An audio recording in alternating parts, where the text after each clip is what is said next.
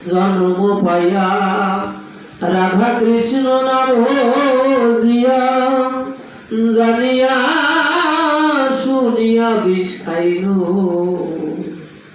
গোলকের প্রেম ধন হরিনাম সংকীর্তন রতি না জন্মিল কেন তাই এই সংসার বিষয় নলে দিবানিশিয়া জলে জুড়াইতে না কোন উপায় ব্রজেন্দ্র নন্দন যেই শশী সুত হল সেই বলরাম হইল নিতাই আর পাপিতা বিগত ছিল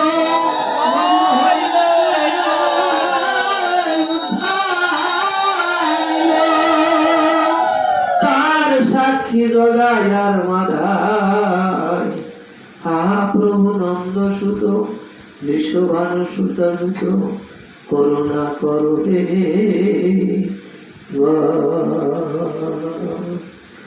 নরোত্তম দাসে গায় নাচে লিহ রাঙ্গা পায় তুমি বিনে কে আছে আমার ভজন দুষ্টা মাধব শ্রী শ্রী নরোত্তম ঠাকুর অত্যন্ত বিনয়ের সঙ্গে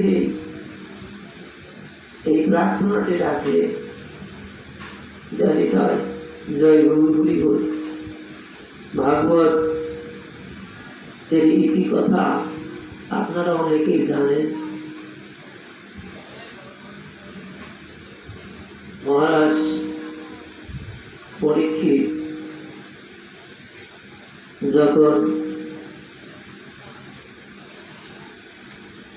নদীর পাড় দিয়ে হাঁটতেছিলেন হঠাৎ করে যে কাণ্ডটা দেখলেন, যেহেতু একদিনের ভাগবত প্রসঙ্গ তো কিছু না কিছু আপনার যে সূচনাটা কিছু আওড়াতে হবে, কিছু বলতে হবে, অপূর্ণ থেকে যায়। এখন যে দৃশ্যটা দর্শন করলেন সকলেরই জ্ঞাত, যে দেখলেন ওইখানে একটা তৃষা গাভী আর এক পায়ের উপর দাঁড়িয়ে আছে একটা বৃষ একটা পায়ের উপর, আর গাভীটা হলো হাড্ডি সার হয়ে গেছে, আর একটা দ্রুত লোক বারবার লাঠি দিয়ে আঘাত করতেছে। এখন ওই মহারাজ পরীক্ষিত উনি অত্যন্ত ন্যায় পরায়ণ এবং ধর্ম পরায়ণ, ওনার সামনে কোনো অন্যায় কাজ গর্হিত কাজ হবে এটা উনি মেনে নিতে পারছেন। তখন উনি ক্ষিপ্ত হয়ে উঠলেন, উনি ধনুকে বান যোজনা করলেন, তোমাকে এখনই বধ করবো।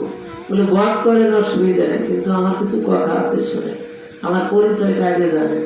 বলে পরিচয়টা দাও। বললো যে এই যে কৃষা গাভীটা হাড্ডি সার, উনি ধরিত্রী দেবী, উনি কান্না করতেছেন, ধরিত্রী দেবী কান্না করতেছেন। এই যে কৃষ্ণ ভগবান স্বধামে গমন করেছে, আর এই জগৎ এখন কি হচ্ছে, পাপে পরিপূর্ণ হচ্ছে। এই পাপের ভর উনি আর সহ্য করতে পারছেন না। আর এই যে এক পায়ের উপর দাঁড়িয়ে আছে যে বৃষটা, উনি হচ্ছে ধর্ম। সত্য যুগে ওনার পাশা এখানে ছিল, ত্রেতা যুগে একটা কমে গেল 3 পা, আর দাপরে পা হলো 2টা। এখন কলিতে এসে এক পায়ের উপর দাঁড়িয়ে আছে, অর্থাৎ দাপরে পরিপূর্ণ ধর্ম, সত্য যুগে 4 ভাগই ধর্ম, আর ত্রেতা যুগে এক ভাগ অধর্ম, তিন ভাগ ধর্ম।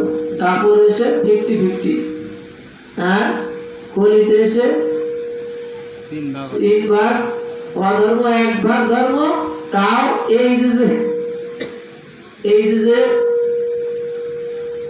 দাঁড়িয়ে আছি আমি কলি, আমার ইচ্ছা যে এই এক ভাগ ধর্ম রাখবো না। হরে কৃষ্ণ।